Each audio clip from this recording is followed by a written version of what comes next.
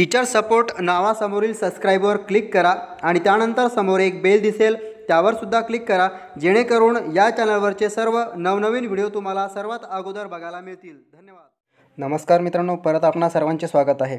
एक breaking news आपणासाठी घेऊन आलेलो आहे। करासंबंधित एक मोठा निर्णय घेण्याची शक्यता आहे। मित्रांनो, काय आहे बातमी याविषयी सविस्तर जाणून घेऊया। तत्पूर्वी आपणास जर हा व्हिडिओ आवडला तर लाईक करायला कोणतीही कसर करू नका आणि त्याचबरोबर आपण जर चॅनलवर नवीन असाल तर व्हिडिओ खाली लाल कलरमध्ये जे सबस्क्राईब दिसत आहे त्यावर क्लिक करून समोर एक बेल दिसेल त्यावर सुद्धा क्लिक करा, जेणेकरून अशा प्रकारचे नवनवीन व्हिडिओ यूट्यूबवर टाकल्यानंतर सर्वात अगोदर तुम्हाला बघायला मिळेल। तर चला बातमी जाणून घेऊया।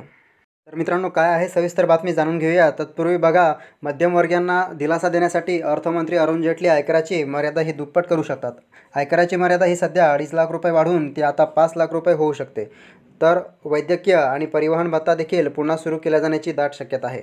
मध्यम वर्गातील नोकरदार वर्गाला केंद्राच्या या निर्णयामुळे मोठा दिलासा मिळणार आहे। 1 फेब्रुवारी 2019ला केंद्रीय अर्थसंकल्प जाहीर होणार आहे। सविस्तर बातमी जाणून घेऊया। आगामी निवडणूक डोळ्यासमोर ठेवून येत्या शेवटच्या अर्थसंकल्पीय अधिवेशनात मध्यमवर्गीय जनतेला खुश करण्यासाठी केंद्राकडून नव्या घोषणा केल्या जाऊ शकतात। सरकारी सूत्रांच्या माहितीनुसार प्रत्यक्ष कराच्या अनुरूप कर रचनेची सध्याची स्थिती बदलण्याची योजना तयार करण्यात आली आहे। त्यानंतर बघा, सध्या वर्तमानात 2.5 लाखापर्यंत उत्पन्न करमुक्त आहे। तर 2.5 लाख ते 5 लाखापर्यंत उत्पन्न असणाऱ्यांना 5% आयकर भरावा लागतो।